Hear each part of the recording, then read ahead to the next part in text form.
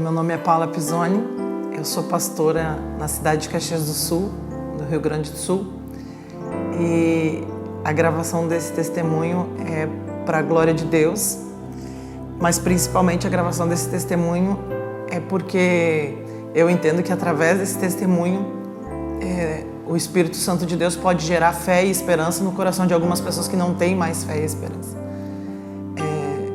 Em 2016, no mês de agosto de 2016, Deus colocou no meu coração um desejo, uma ordem de fazer uma conferência profética em outro país. E eu fui até esse país. Fui até esse país porque essa conferência profética somos nós que fizemos, todavia nós precisamos da participação das pessoas do local, dos pastores, das autoridades do local, porque também nós não fizemos isso de qualquer maneira. Então nós fomos a essa nação e fomos recebidas lá por uma autoridade daquela nação, autoridade eclesiástica.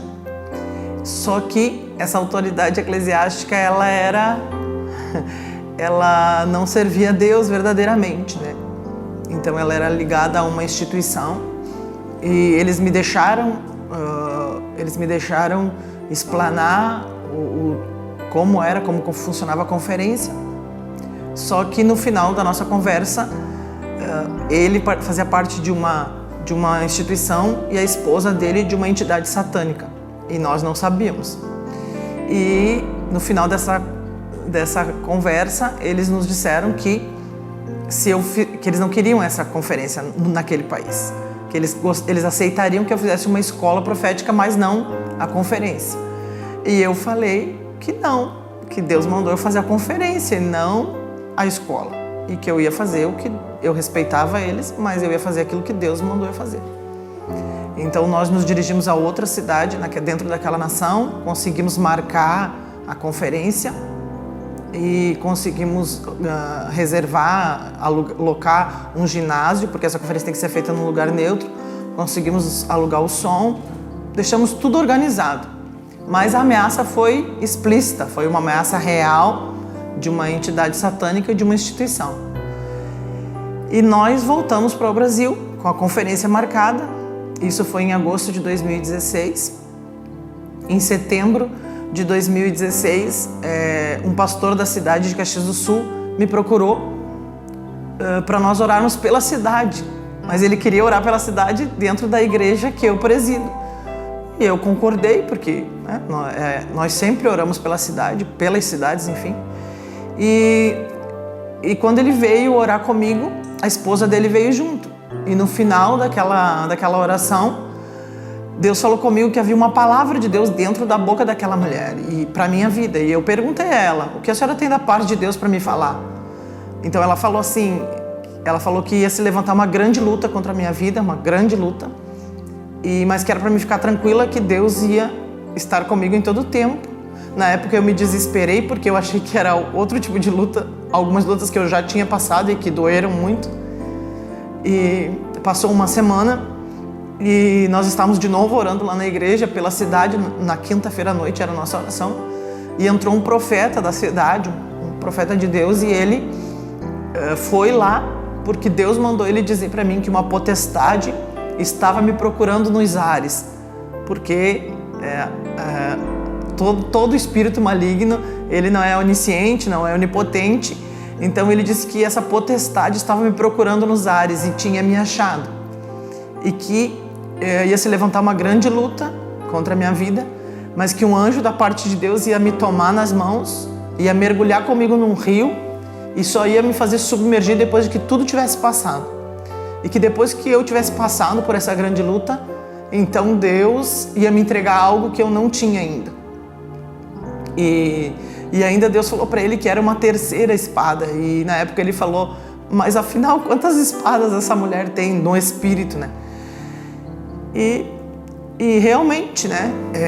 Eu me sentia na época muito cansada fisicamente. Eu sempre trabalhei muito, mas não me sentia assim. Então, no dia 13 de outubro, eu fui consultar um médico para fazer exames de rotina. E esse médico mandou me deu todo o check-up. Quando eu fui fazer, eles acharam um cisto no meu rim esquerdo. E quando era um hospital particular, quando nós terminamos a ressonância, o médico mandou eu ir para uma sala de ecografia. E eu ainda perguntei para ele, mas o que está acontecendo? E ele falou, você precisa fazer outro exame. Fui para a sala de ecografia e ele fez a ecografia, chamou mais 2 médicos, me levou de volta para a ressonância magnética. E eu falei ainda, mas eu posso fazer ressonância de novo? Então nós fizemos a ressonância magnética e eles, era um hospital particular, eles queriam me internar na hora. E eu falei que não, que eu não ia ser internada naquele hospital, eu queria saber o que estava acontecendo. Só estava eu lá, meu irmão estava lá fora.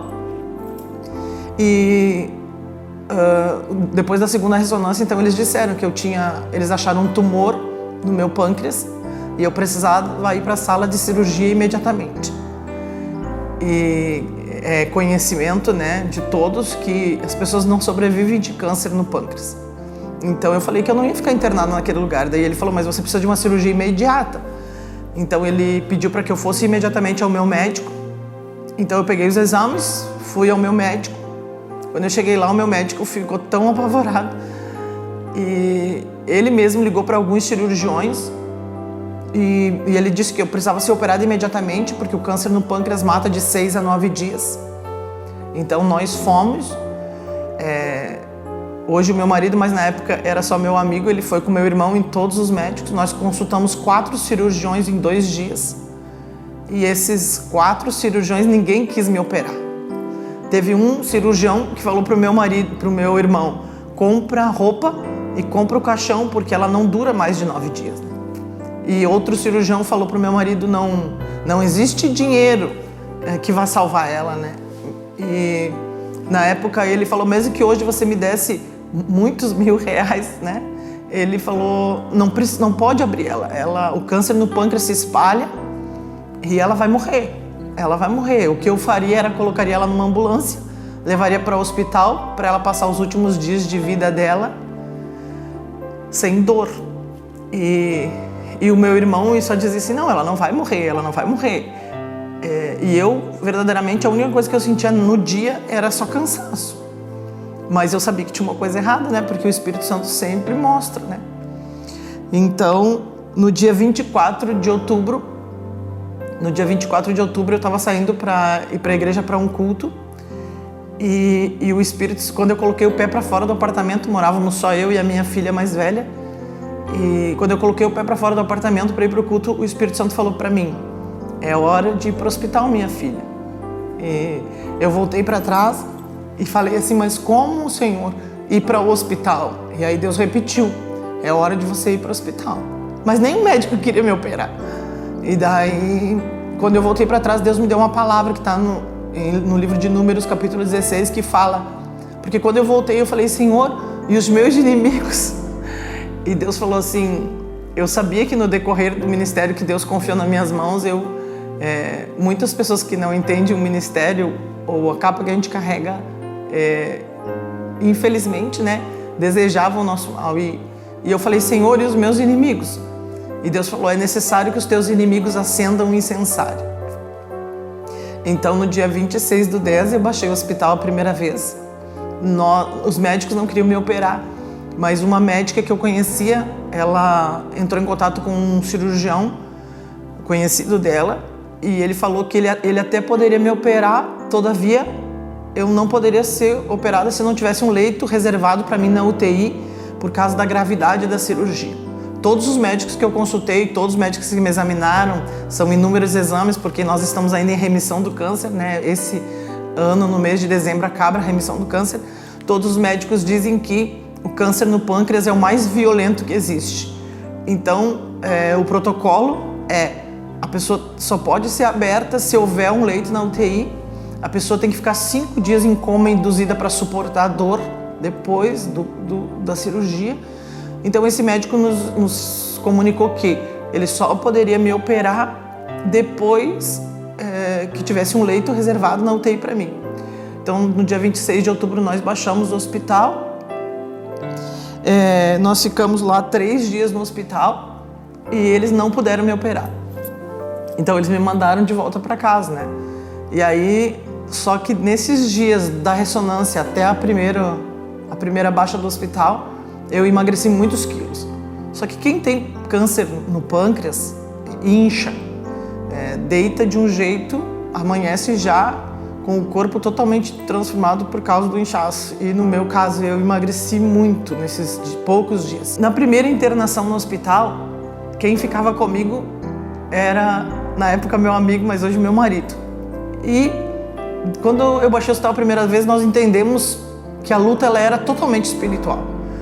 Porque eu conheço um pastor que fala que o câncer ele é uma doença totalmente espiritual. É por isso que, infelizmente, muitas pessoas morrem de câncer, porque as pessoas tratam o câncer só como uma doença física. E o câncer não é só uma doença física, né? O câncer ele tem um fundo espiritual, qualquer câncer. E lá no hospital, nas primeiras madrugadas lá no hospital, nós víamos a luta espiritual que era, a ponto de o hospital balançava. E o meu marido, na época, ele não conhecia o mundo espiritual como ele conhece hoje. E a primeira oração que o meu marido fez por mim, ele deitou em cima de mim, na transversal, e ele deitou em cima de mim e falou assim: se querem gritar, grite, mas nela vocês não tocam. E eu digo para todo mundo até hoje que foi a oração mais linda que eu já ouvi, porque ele não era meu marido, ele não conhecia o mundo espiritual, mas ele literalmente se colocou entre o meu corpo e todos aqueles demônios que estavam ali. Teve uma noite que nós achávamos que nós não íamos aguentar a luta, nós não íamos suportar. Então era de madrugada e 2 pastores apareceram na porta do meu quarto. Nós ficamos muito impressionados porque eles entraram no hospital público de madrugada. Até hoje nós não sabemos como eles entraram, mas nós entendemos na hora que era reforço da parte de Deus. Os pastores chegaram lá, 2 pastores de denominações diferentes. Deus falou com eles que eles tinham que ir lá no hospital orar por nós. Nessa época já existia pessoas do mundo inteiro orando por mim. Pessoas do mundo inteiro, verdadeiramente. Pessoas de muitos países ligavam perguntando se era verdade. Algumas pessoas tinham avisado, Eu na época não tinha raciocínio para ligar para ninguém, mas as pessoas que me conheciam e que sabiam que eu tinha conhecido nesse país ligavam. Então muitas pessoas estavam ligando. E tanto é verdade que quando eu dei entrada no hospital, eu tive que dar entrada pelo ambulatório, porque eu tinha já dores, O câncer é uma doença extremamente dolorosa. E quando eu entrei no laboratório, pelo ambulatório, ninguém pôde entrar comigo. E eu estava em cima da maca, sentada para ser examinada, e tocou meu telefone, e eu vi que era um número de fora, e eu atendi. E era um apóstolo dos Estados Unidos. Eu não conheço ele pessoalmente. Ele falou que ele estava orando e Deus deu o número do meu telefone. E ele ligou e disse: Deus mandou eu falar para você que essa enfermidade não é para a morte, mas é para a glória de Deus. Só que toda vez que eu chegava diante de um médico ou de um exame, eles diziam a mesma coisa: ela vai durar de 6 a 9 dias, de 6 a 9 dias. Eu fiz um acordo com Deus, que durante esse testemunho eu não iria citar nomes e nem denominações, porque realmente eu recebi oração e intercessão de vários lugares do mundo e a gente corre o risco de esquecer alguém. Então eu falei para Deus que nós não iríamos dar nome, porque verdadeiramente nós recebemos ajuda de muitos lugares e intercessão. A igreja como um todo, no mundo inteiro, a igreja se preocupa muito com o ministério pastoral ou com o ministério profético, ou enfim, o ministério que aparece. Mas os intercessores, na minha opinião, são as pessoas mais, não posso dizer as pessoas mais importantes, mas é o ministério que deveria ser considerado o mais precioso de uma igreja, porque sem os intercessores, verdadeiramente, nós não conseguimos nada. Durante a noite, também numa outra noite, nós estávamos lá, eu e meu marido, e nós pensávamos assim: meu Deus, como nós vamos aguentar aqui sozinhos? E depois apareceu um casal de obreiros de uma igreja. Eles estavam numa visita. Essa igreja, algumas pessoas até não acreditam que lá existe o Espírito Santo, mas esse casal, eles estavam cheios do Espírito Santo. Eles estavam numa visita e Deus falou para eles que eles tinham que ir no hospital naquela hora orar por mim. E a esposa dele ainda disse, mas eles não vão deixar você entrar. E ele conseguiu entrar e eles conseguiram orar por nós. Foi a segunda noite que nós tivemos reforço da parte de Deus. No mês de novembro, eu baixei o hospital pela segunda vez. E essa vez foi extremamente difícil, né? Porque então eu já estava muito debilitado, meu corpo estava muito debilitado. Só que eu tinha pedido autorização ao médico para ir até essa nação fazer essa conferência, porque eu tinha essa conferência marcada e eu entendia que aquela ameaça não podia governar sobre a minha vida, que o que governa até hoje sobre a minha vida é Deus. Então, entre a primeira baixa do hospital e a segunda baixa do hospital, eu pedi autorização para o médico para ir a essa nação. Ele falou que eu poderia ir, todavia eu corri o risco de não voltar viva. Então eu reuni as pessoas, né, do meu círculo de amizade, as pessoas da minha família, as pessoas do ministério, e eu expliquei que eu preferia morrer lá do que não fazer aquilo que Deus tinha mandado eu fazer. Então nós fomos a essa nação, nós não fomos sozinhos, foi eu acho que a viagem mais difícil da minha vida, porque nós tínhamos que parar de 100, cada 100 quilômetros nós tínhamos que parar, a minha pressão chegou a 22/18. Nós sabíamos que havia um movimento no mundo espiritual terrível ao nosso redor. Nós levamos conosco um micro-ônibus com intercessores e profetas. Então nós tínhamos que fazer paradas na estrada para orar, para adorar. Nós tínhamos que fazer parada na estrada para interceder, porque verdadeiramente havia uma luta espiritual que não queria que nós chegássemos a essa nação. Eu sabia, né, eu fui ameaçada que quando eu chegasse lá, eu tive que ter segurança para poder ministrar essa conferência. Nós tivemos que colocar seguranças nas portas do ginásio, porque a ameaça ela era real. E eu não, nessa época eu já estava tão debilitada fisicamente que eu não ficava em pé sozinha, né? Meu irmão e meu marido, eles me levavam. A minha filha me ajudava a me vestir. E foram 2 noites de conferência, as 2 noites eu tinha que pregar.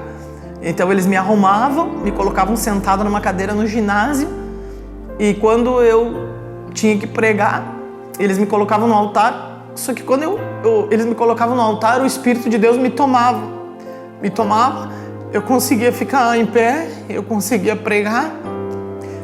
Fizemos tudo que Deus mandou nós fazer, absolutamente tudo que Deus mandou nós fazer naquela nação nós fizemos, e nós retornamos. Quando eu baixei o hospital pela segunda vez, eu fiquei 72 horas sem comer nada para poder ir para a sala de cirurgia. Aí já tinha um leito na UTI, já estava tudo organizado. Eu pensei, bom, agora eu fiz o que Deus mandou eu fazer. Então agora eu vou poder ser operada, né? Eu fiquei 72 horas sem comer nada. No dia da cirurgia, eles vieram, colocaram aquela roupa em mim às 8 da manhã. E falaram que eu iria ser operada. Passou o dia todo, às 8 da noite a médica veio. Ela estava irreconhecível, ela estava tão abalada, médica, que eu não a reconheci. E tinha uma advogada no quarto comigo. E ela disse, ela precisa ser operada, o porquê dessa demora? E aí a médica só disse assim, bota a roupa porque tu vai embora para casa, Paulo. E eu falei, mas como eu vou botar roupa? Eu vou para casa, eu tô morrendo. E então, quando eu fui pro banheiro trocar de roupa, o Espírito Santo de Deus falou para mim, tudo coopera para o bem daqueles que me amam, Paulo. E eu ainda falei para Deus, Senhor, mas que bem existe nisso? Eu tô doente, eu tô morrendo, o tempo tá passando. Os médicos disseram que eu ia durar de 6 a 9 dias, eu já durei mais de 30. E quando eu saí do banheiro, vestida, a médica tinha tomado banho e tinha voltado. E a médica disse assim, existe uma bactéria na sala de cirurgia. 3 mulheres morreram hoje, Paulo, eu não posso te operar. Eu não posso te operar porque o teu caso é muito delicado e você precisa ir para casa. Vai para casa e nós vamos conseguir uma outra data, um outro leito na UTI, vai para casa. Então fomos para casa. E no dia 1º de dezembro, um casal de profetas foi dormir na minha casa. Morávamos só eu e minha filha. E esse casal de profetas foi na minha casa dormir. E de manhã, o rapaz acordou e ele ficava ao meu redor. E eu conheço ele. E uma hora eu perguntei para ele, tá tudo bem, meu filho? E ele falou, pastora, a senhora conhece a palavra eutanásia? E eu falei, sim, eu conheço a palavra eutanásia. E ele falou, a senhora sabe o que significa? Eu falei, sim, significa morte autorizada. E daí ele começou a chorar e ele falou assim, a senhora quer morrer? E verdadeiramente eu acho que o motivo da gravação desse testemunho é muito mais intensa. É o testemunho dessa cura do que da cura do câncer. Eu sou pastora há mais de 14 anos. Eu amo meu Senhor Jesus. Não existe nada mais importante para mim do que Deus, nada. Só que na época eu queria morrer. Eu tinha uma culpa dentro de mim. Eu tinha, no começo de 2016, eu caí literalmente numa cilada do diabo.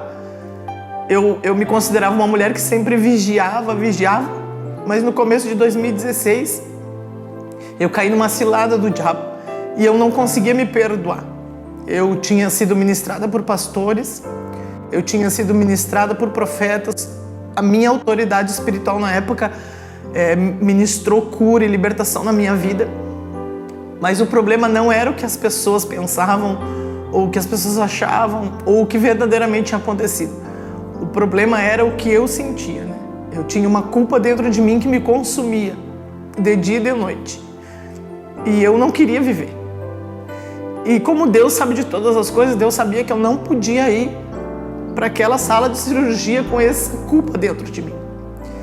E quando aquele menino disse a palavra eutanásia, eu sabia que eu tinha sido descoberta, né? Até então ninguém sabia disso. Ninguém, absolutamente ninguém sabia disso. E ele chorou comigo e ele falou, mas por que a senhora não quer viver? E eu não queria falar. Mas era 1h30 da tarde, minha casa já estava cheia de gente. Ele ligou para alguns profetas que eu respeitava na época, alguns ministros, né, que eu respeitava. E 1h30 da tarde começou um processo de libertação em mim, né? Libertação daquela culpa. Libertação de algo que tinham feito comigo quando eu tinha 7 anos, que eu não sabia. Então eram feridas verdadeiramente que existiam dentro de mim e que não tinha nada a ver com o câncer, mas na verdade eu entendo que hoje Deus permitiu que eu tivesse o câncer para ser curado de todas as outras coisas. E isso foi dia 1º de dezembro. A ministração de libertação durou até às 5h30 da tarde. Então eu entendi verdadeiramente que eu não podia entrar naquela sala de cirurgia se eu não quisesse lutar pela minha própria vida. E as pessoas que cuidam de pessoas com câncer, elas falam assim, não, você tem que lutar, você tem que ser forte. Mas o câncer é algo tão maligno, porque um dia você quer viver, no outro dia você só quer morrer para que passe a dor, porque verdadeiramente a dor do câncer ela é terrível.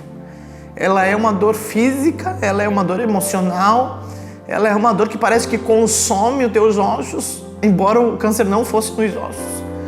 Então, quem cuida de uma pessoa com câncer talvez não consiga verdadeiramente entender, porque um dia parece que a pessoa é bipolar, não é isso. É que verdadeiramente é muito difícil, muito difícil. Mas eu entendi aquele dia, naquela ministração, que eu não poderia entrar naquela sala de cirurgia se eu não quisesse lutar pela minha própria vida. Então eles ministraram a libertação na minha vida. Dia 7 de dezembro nós fomos para o hospital, a cirurgia era às 14 horas. E aí então veio um outro nível de guerra, porque como os médicos disseram que ninguém sobrevivia de câncer no pâncreas, então eles me fizeram assinar um documento que em caso de óbito, a culpa não era do hospital. E embora eu tivesse muitas pessoas que me amavam, nessa época, como era a 3ª vez que eu estava indo para o hospital, nessas idas e vindas do hospital eu já tinha perdido muita coisa. Algumas pessoas não gostam quando eu digo perdido, mas muitos amigos já tinham ido embora, supostos, né, amigos, né, porque os verdadeiros ficaram, né, familiares tinham ido embora, pessoas da igreja tinham ido embora, porque algumas pessoas diziam assim, muitas pessoas tinham me abandonado, porque as pessoas alguns líderes diziam que eu estava em pecado, por isso que eu estava doente.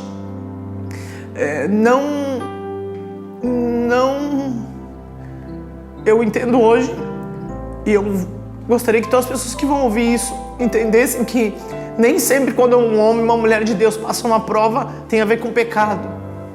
Eu fui ameaçada pelas trevas, e as trevas só tiveram uma autorização legal para tocar no meu corpo, porque eu tinha algo dentro de mim que autorizou eles a tocar, que era a culpa. Senão as trevas não têm autoridade para nos tocar.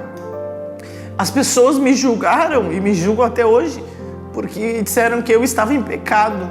Não foi esse o caso. O caso foi que literalmente eu tinha algo dentro de mim que deu liberdade para que as trevas me tocassem, que era a culpa. Hoje, as pessoas que vão ouvir esse testemunho, e se você tem qualquer tipo de culpa dentro de você, que você busque em Deus para ser curado também da culpa. Quando eu entrei no hospital, que eu tive que assinar aquele documento, muitas coisas passaram pela minha cabeça.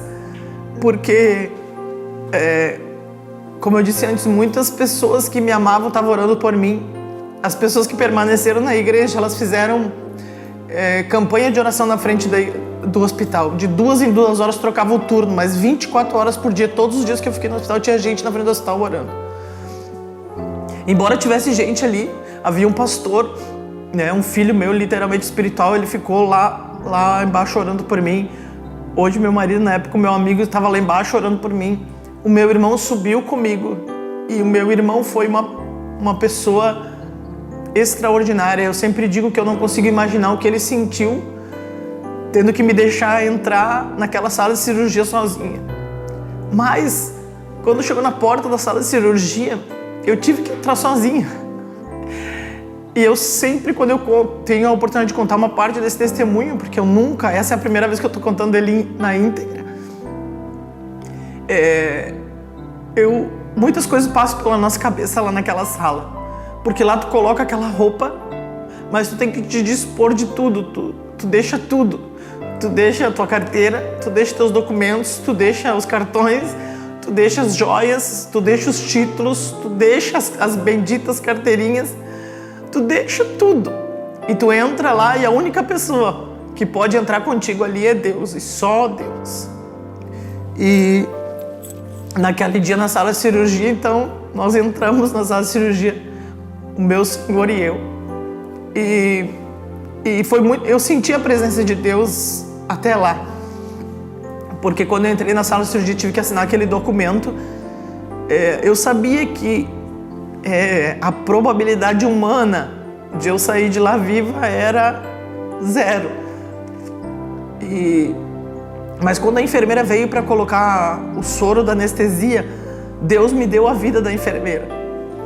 E eu ainda falei para Deus, eu não vou falar nada para ninguém, Deus, porque eu tô morrendo. E se eu morrer aqui? Só que daí a moça me perguntou bem assim, nossa, você é jovem, né? O que você tem? Eu falei, câncer no pâncreas. E ela falou assim, ai meu Deus. E eu falei, é só Deus. E ela falou assim, o que você faz na vida? Aí eu falei, não, eu vou ter que pregar para ela. E eu tava no leito da sala de cirurgia. E eu tive que falar para a mulher tudo que Deus estava mostrando acerca da vida dela, tanto que ela nem pôde me fazer colocar o soro, ela teve que chamar outra enfermeira. Só que a única coisa que eu pensava como profeta naquela hora era, bom, se eu morrer aqui, até a última palavra eu vou entregar. A última palavra eu vou entregar. Esse fato de entrar na sala de cirurgia sozinha me fez pensar em todas as pessoas que são soberbas.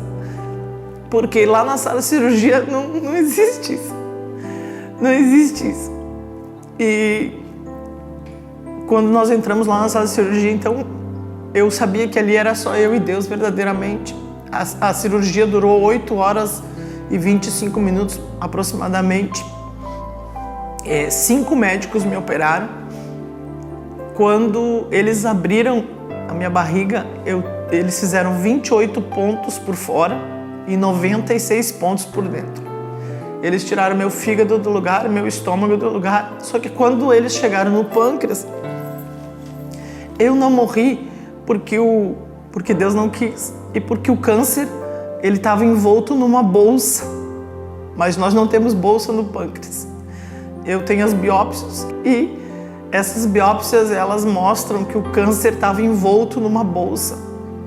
Eu entendo que Deus trouxe à existência o que não existia para segurar o câncer, porque se não houvesse a bolsa, o câncer teria se espalhado, então aí sim eu viria a óbito. Algumas pessoas me perguntaram depois por que eu fui operada, se Deus verdadeiramente era comigo, porque Deus permitiu que eu fosse operada. Eu fui operada porque, isso é muito claro na minha cabeça, eu fui operada porque Deus queria que eu pregasse para médicos. É muito difícil pregar para médicos, mas depois dessa cirurgia eu já preguei para muitos médicos. Cada vez que eu vou fazer exame, os médicos perguntam: mas o que é essa cicatriz horrível na minha barriga? Eu sempre falo: é um câncer, foi um câncer no pâncreas. E eles sempre falam: no pâncreas não, porque ninguém sobrevive de câncer no pâncreas. Daí eu tenho que levar as biópsias junto e mostrar que sim, eu tive um câncer no pâncreas e Deus guardou a minha vida. Quando eles me operaram, então o protocolo dizia que eu tinha que sair de lá e ficar em coma induzida por 5 dias para suportar a dor. Só que no meio da cirurgia eu acordei, eu sentei, né, no leito. Um dos médicos que me operou acabou depois ficando meu amigo e conversando comigo sempre no WhatsApp, e ele contou para mim que porque eu tava com a cabeça machucada e eu não sabia por que eu tava com a cabeça machucada. E eu pensei: meu Deus, mas operaram minha barriga, por que eu tô com a cabeça machucada? E eu perguntava para todo mundo e ninguém me dizia. Ele disse que durante a cirurgia o meu coração parou e eles não iam usar o desfibrilador para mim, porque eles disseram assim: mas nós avisamos que ela ia morrer. Só que eles disseram que quando eles estavam fechando a minha barriga, eu sentei na sala de cirurgia, e quando eu sentei eu bati minha cabeça na luz. E eu tenho uma foto da minha cabeça bem machucada. Eu saí da sala de cirurgia falando. Eu fui para a UTI. E quando eu cheguei na UTI, o Espírito Santo de Deus falou comigo que eu não podia dormir. E eu falei para Deus: mas como eu não vou dormir? Eu tenho 5 catéteres. Eu tinha 4 sondas e um catéter na minha coluna vertebral, onde eles me davam morfina de 40 em 40 minutos para mim suportar a dor, porque eram muitos pontos. E quando eu cheguei na UTI, o Espírito Santo falou para mim: você não pode dormir. Eu falei: meu Deus, mas como eu não vou dormir? E aí, naquela madrugada, o médico chegou e quando ele me viu acordada, ele perguntou para a enfermeira: desde que horas ela está acordada? E eu respondi. Eu falei: eu tô acordada desde que eu saí da sala de cirurgia. E daí ele perguntou para a enfermeira: mas ela tá falando desde que horas? E eu respondi de novo. Eu falei: eu tô falando desde que eu saí da sala de cirurgia. Então ele chamou a enfermeira-chefe e ele pediu para que me colocasse sentada. Só que eu já tinha feito uma cesárea. E eu sabia que quando tu faz ponto, tu não pode ficar sentada. E eu falei: mas doutor, como eu vou ficar sentado com 100 e poucos pontos na barriga e todos esses drenos? E ele não me respondeu, ele mandou que me colocasse sentada. O enfermeiro que veio me colocar, eu perguntei para ele: por que vocês vão me colocar sentada e eu não vou aguentar a dor? E ele falou que o médico tinha dado uma ordem, então. E eu sempre falo que as pessoas falam sobre dor, mas as pessoas não têm noção do que é uma dor verdadeiramente. E ele me colocou sentada. Eu fiquei 4 horas gritando de dor dentro da UTI. E eu implorava para eles: por favor, me coloquem deitada, por favor, me coloquem deitada. E ele disse que não, que a ordem era que eu tinha que ficar sentada. Até hoje eles não me deram explicação por quê, mas eu fiquei sentada. Só que eu gritava de dor na UTI. Os meus filhos espirituais, eles fizeram, como eu disse antes, uma campanha de oração na frente do hospital durante todo o tempo que eu fiquei no hospital. E naquela noite, 2 filhos meus espirituais estavam lá na frente orando, e o segurança do hospital perguntou para eles: quem vocês têm aí que tem sempre gente aqui na frente orando? Daí ele falou: a minha mãe está aqui. Aí o segurança perguntou, mas o que ela tem? E ele falou, câncer no pâncreas. E o segurança disse que se assustou, porque realmente ninguém sobrevive. E falou para ele, você quer subir para ver ela? Ninguém sobe numa UTI 4 e pouco da manhã. Ninguém sobe numa UTI. E o segurança deixou ele subir na UTI. E eu também não sei até hoje como ele entrou na UTI. Mas quando ele entrou na UTI, eu estava sentada gritando de dor. Uma das coisas mais terríveis de todo esse câncer, porque foi uma dor que eu não posso descrever em palavras. E embora eu tomasse morfina de 40 em 40 minutos, era insuportável a dor. Depois de 26 horas, eles me colocaram num quarto normal, com mais 2 ou 3 mulheres, nem lembro. E quando eles me colocaram no quarto, eu continuava com os 5 drenos e no segundo dia que eu estava no quarto, o médico chegou e falou que as pessoas que me cuidavam, elas tinham que fazer turno de 3 em 3 horas para me cuidar, porque elas não aguentavam meus gritos de dor, né? Teve um filho meu espiritual que ficou 1 hora e pouco e falou assim, ligou para a substituta dele e falou, vem, porque eu não aguento mais ouvir ela gritar. Eu cuido espiritualmente de algumas pessoas que trabalham com enfermagem. Uma amiga minha que trabalha com enfermagem há 16 anos, ela entrou em choque quando ela chegou no quarto e me viu. Porque o corte foi horrendo verdadeiramente. Os drenos eram horríveis. O estado que eu estava por causa da dor era horrível. 2 enfermeiros que me conhecem há muitos anos, eles entraram no quarto, eles começaram a chorar por causa do estado que eu estava por causa da dor. E depois de 5 dias da cirurgia, o protocolo dizia que eu tinha que ficar 5 dias em coma induzida, mas depois de 5 dias eles me mandaram embora para casa. Eles tiraram os drenos sem anestesia. O último dreno que eles tiraram, meu irmão estava no quarto. E o meu irmão ainda perguntou para a enfermeira, mas vocês não vão levar lá na sala de cirurgia para tirar? E ela falou, não, vai ser tirado aqui. Eles tiraram, ficou um buraco enorme na minha barriga. Mas quando eu saí de lá, eu disse assim para os meus filhos, eu não sou vítima, eu sou uma vencedora. Eu falei, e eu profetizei que cada ponto na minha barriga ia ser uma nação que os meus filhos iam conquistar para a glória do nome de Jesus. Em todo o tempo eu falei para os meus filhos que se Deus quisesse me livrar, Ele era Deus, e se Ele não quisesse me livrar, Ele ia continuar sendo Deus. Todavia eu não ia adorar outro Deus e não queria que os meus filhos adorassem outro Deus. Na segunda vez que eu fiquei internada, quando eu saí do hospital, eu só passei em casa para tomar banho e fui para a igreja adorar a Deus, porque nós temos todo ano no mês de outubro 12 horas de adoração. Nós fomos direto para lá adorar a Deus, porque Deus ele é digno de toda a glória e de toda a honra. Todos os médicos que me atenderam, todos os médicos que me acompanharam depois, todos eles falam a mesma coisa acerca da violência dessa cirurgia. Algumas pessoas falam sobre o câncer de mama, o quão violento ele é, e verdadeiramente é violento. Todos os cânceres são violentos, mas o câncer no pâncreas foi muito violento, a cirurgia. Quando eu fiz a cirurgia, nós fizemos 2 biópsias. Só que só em fevereiro de 2017 eu fui buscar. E quando eu fui buscar, eu entrei em choque de novo, porque quando eu li a biópsia, eu entendi tudo que Deus tinha me livrado. E os médicos disseram que eu ia ter que fazer muita quimioterapia depois, porque o medo era das metástases. Todavia, quando eu fui buscar as biópsias, o médico me explicou que eu não ia precisar fazer quimioterapia. Todas as pessoas, elas dizem que as pessoas perdem cabelo por causa da quimioterapia. Mas eu não perdi nenhum cabelo da minha cabeça. E eu entendi também que não é só a quimioterapia que agride o corpo humano, mas o câncer agride o corpo humano. E essa agressão verdadeiramente permaneceu por 3 anos.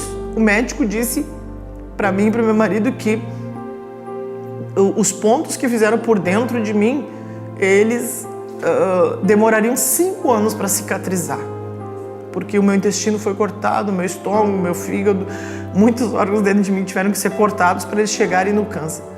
Quando eu fiz a ressonância, o câncer, o nosso pâncreas tem o formato de um peixe.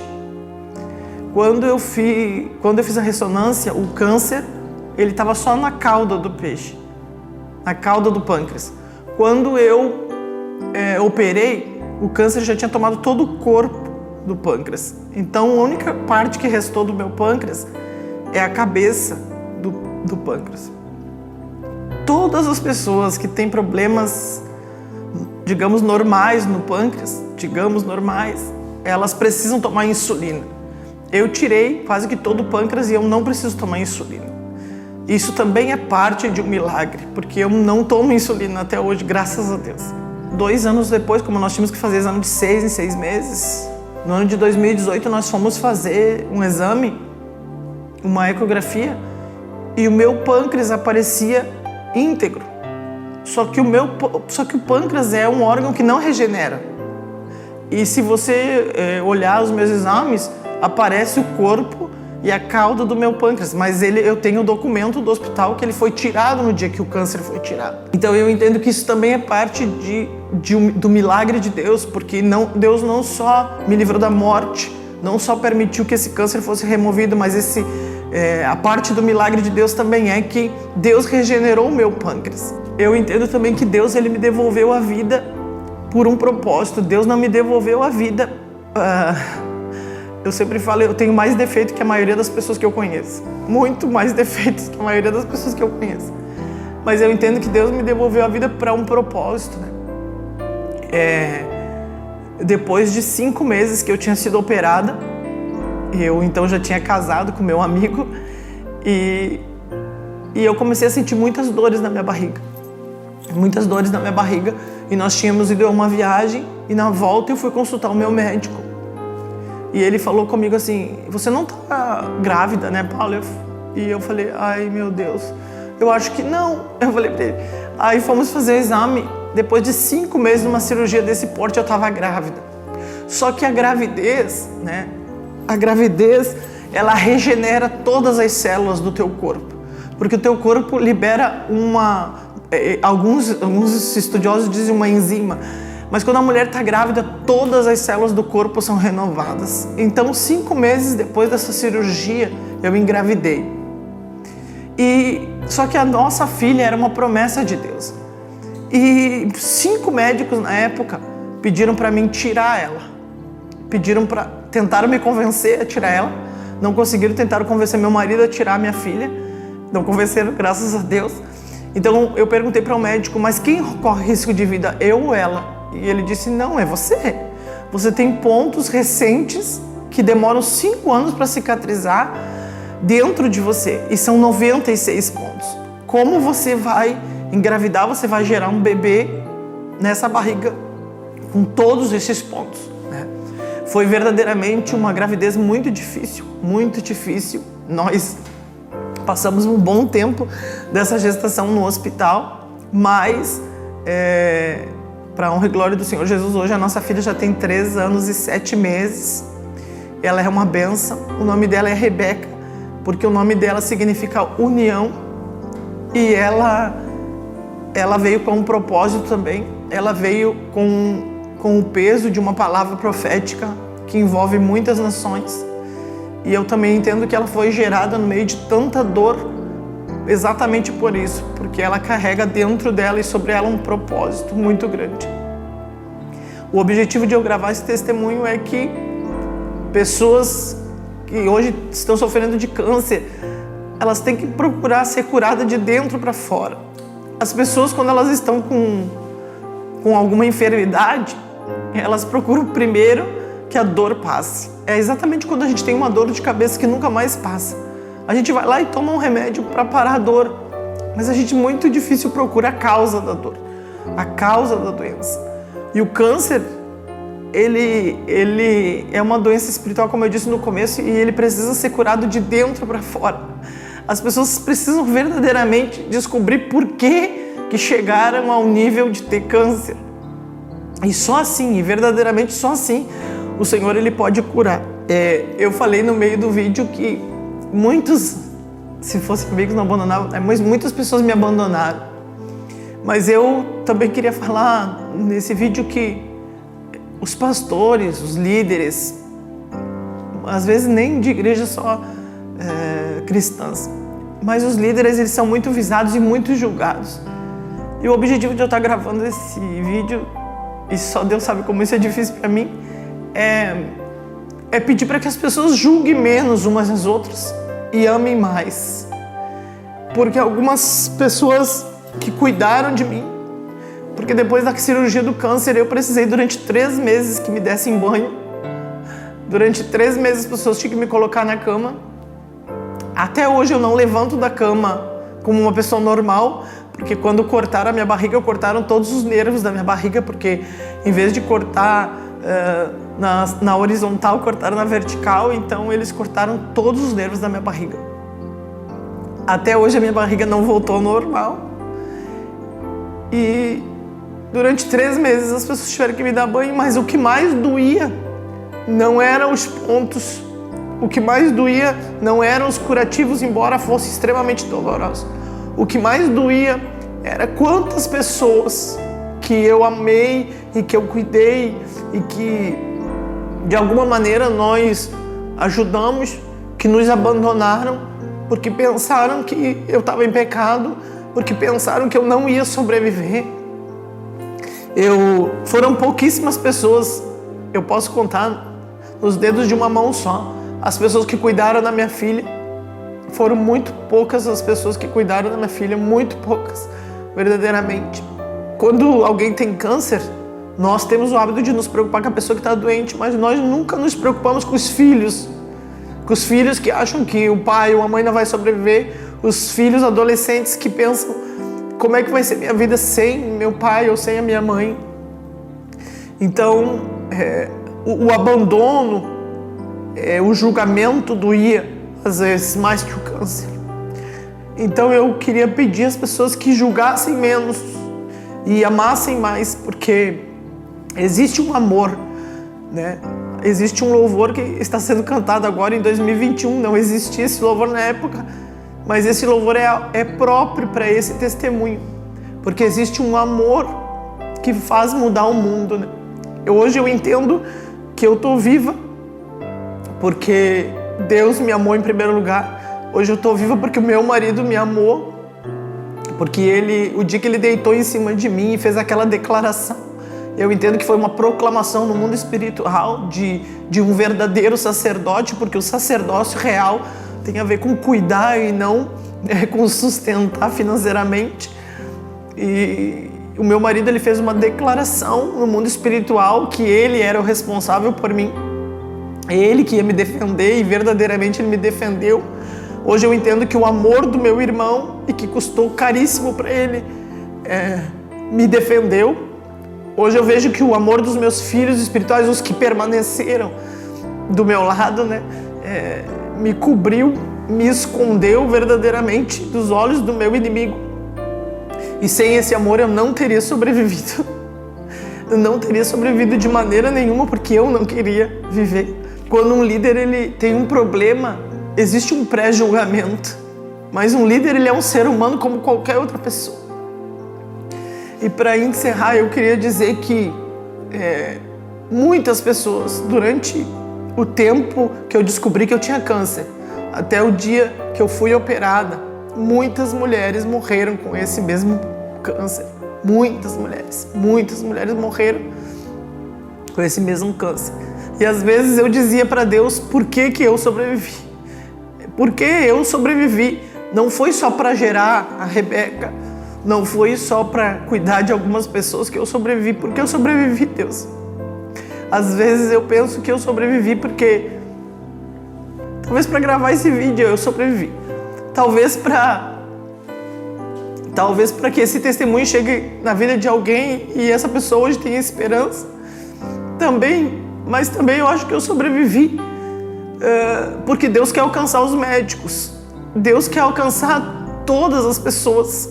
O Senhor Jesus, ele não morreu na cruz por uma classe, ele morreu na cruz por toda a humanidade. E eu penso que toda a humanidade deve conhecer o poder de Deus, o amor de Deus. E acima de tudo, eu penso que é um tempo da igreja do Senhor Jesus sobre a terra de tomar de volta o poder de milagre, de cura, de ressurreição. Quando eu saí da UTI, eu tinha muita dor nas mãos. Eu tinha dor nas mãos e eu chorava de dor nas mãos. E as pessoas que cuidavam de mim diziam: mas pastora, tu estás com a barriga aberta e como é que tu sente dor nas mãos? E eu dizia: não sei, eu sinto dor nas mãos, eu sentia dor. Hoje eu entendo que a dor nas mãos que eu sentia é exatamente quando Jesus mostra as mãos para Tomé e ele mostra os furos nas mãos, porque existe um poder de ressurreição sobre a igreja. Jesus conquistou isso lá na cruz e a Bíblia diz que tudo que ele conquistou lá é nossa herança. Então existe um poder de ressurreição sobre a igreja e a igreja tem que tomar posse desse poder e viver nesse poder. Eu quero agradecer as pessoas que estão proporcionando esse momento e também quero agradecer a Deus uma vez mais pela vida do meu irmão, pela vida do meu marido, pela vida da minha filha que suportou tudo muitas vezes sozinha. Eu quero agradecer a Deus porque Deus usou os médicos verdadeiramente. E eu quero dizer para todas as pessoas que assistirem esse vídeo que tudo é possível aquele que crê. Mas também eu quero dizer que existem dores que aos olhos humanos ela é insuportável. Mas eu entendo que hoje eu só suportei aquela dor por causa do Espírito Santo. E esse vídeo tem o objetivo de alcançar pessoas que precisam de um milagre, pessoas que precisam principalmente de esperança. Então, a Bíblia Sagrada diz que quando Deus criou o jardim, Ele criou o jardim para o homem. Ele não criou o homem para o jardim. E lá no jardim havia 4 rios. E eu entendo que 4 rios é para cada área da nossa vida. Nós temos 4 níveis de vida dentro de nós. E que a minha oração é que esse rio alcance a tua vida, traga cura, libertação, restauração. Em nome de Jesus. Que Deus abençoe. Amém.